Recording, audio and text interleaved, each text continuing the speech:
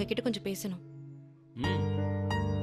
நடந்த எல்லாத்துக்கும் நான் தான் காரணம். நீங்க என் மேல கோவமா இருப்பீங்க. இந்த குடும்பத்துல சில விஷயங்கள் நடக்கணும்னு விதி நடந்துருச்சு. அதுக்காக தனிப்பட்ட முறையில நான் யாரையும் தப்பு சொல்ல விரும்பல. யார் மேலேயும் எனக்கு எந்த கோபமும் கிடையாது. தேவையில்லாம மனசை போட்டு குழப்பிக்க வேணாம். இந்த விஷயத்தை மனசுல வச்சுக்கிட்டு எந்த முடிவும் எடுக்க வேணாம். கார்த்திகேயம் பொண்டாட்டி பண்ணது பெரிய தப்பு தான். தப்பு பண்ணி மாட்டிக்கிட்டா. அதுக்கு அவளுக்கு என்ன மரியாதை கிடைக்கணுமோ அதுதான் கிடைச்சிருக்கு. அதை தாங்கிக்க முடியாத ஒரு நல்லவன் என்ன ஒரு முடிவெடுப்பானோ அதை தான் அவன் எடுத்திருக்கான். சுபத்ராவோட ஆசையை தவிர வேற எதையும் நாம குத்தம் சொல்ல முடியாது. என் மேல தப்பு இல்லைங்கிறது உங்களோட பெருந்தன்மையாவே இருக்கலாம். ஆனாலும் என் மனசுல குற்ற உணர்ச்சியா தான் இருக்கு. அது இயல்புதான். தப்பு பண்ணவங்களுக்கு தண்டனை வாங்கி கொடுக்குற எல்லாருக்குமே இந்த மாதிரி குற்ற உணர்ச்சி வரத்தான் செய்யும். நான் அடிப்படையில அந்த மாதிரி ஆள் கிடையாது. எல்லா விஷயத்தையுமே பொறுமையாவும் அன்பாவும் யோசிக்கிற ஒரு ஆள். அம்மாவுக்கு உங்க மேலயும் இந்த குடும்பத்து மேலயும் நிறைய பாசமும் மரியாதையும் இருக்கு. அதே பாசமும் மரியாதையும் எனக்கும் உங்க மேல உண்டு.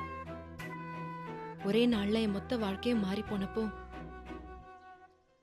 நானும் என்னை மாத்திக்க வேண்டியதா போச்சு.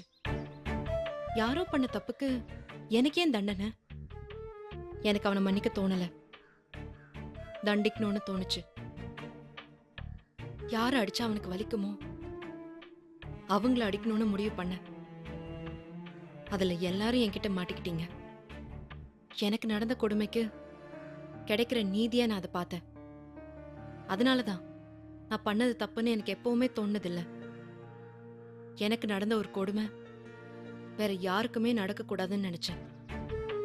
இவனுக்கு கொடுக்கிற தண்டனை ஒரு பாடமா இருக்கணும்னு நினைச்சேன்.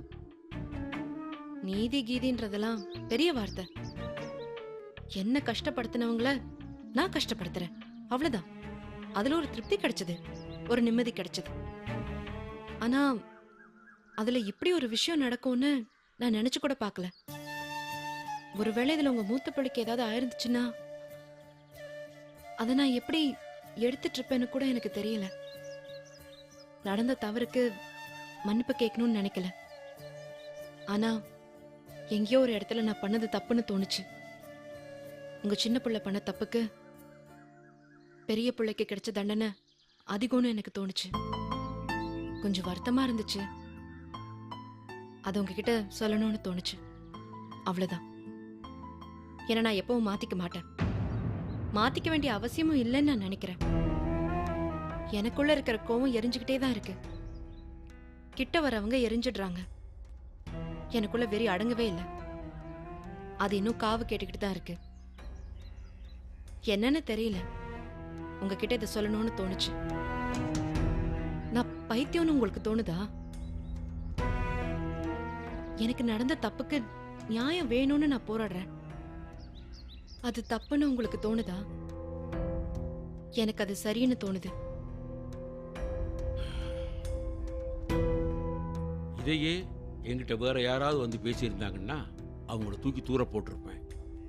உன் பக்கம் நியாயம் இருக்கிறதுனால தான் பொறுமையா நீ சொல்றதை கேட்டுக்கிட்டு இருக்கேன். ஏன்னா உன்கிட்ட உண்மை இருக்கு. என் புள்ள செஞ்ச முட்டாள்தனத்துக்கு மன்னிப்பே கிடையாது. இதோ பாரு, 30 வருஷத்துக்கு முன்னாடி ஓடி போன உங்க அம்மாவை நான் இன்னும் மன்னிக்கல. இந்த உடம்புல உசுறு இருக்கிற வரைக்கும் மன்னிக்கவும் மாட்டேன். அதான் நான் உன் உடம்புல ஓடிக்கிட்டு இருக்கிற இதே வீம்பும் திமிரும் தான் என் உடம்புலையும் ஓடிக்கிட்டு இருக்கு. உன்னை விட தன்மானத்தில் கூடு நாளு நான். என்னை ரொம்ப அழுத்தினா நான் உடைஞ்சிருவேன், ஆனா வளைய மாட்டேன். சக்திக்கும் உனக்கு நடுவில் நடந்தது உங்க பர்சனல்.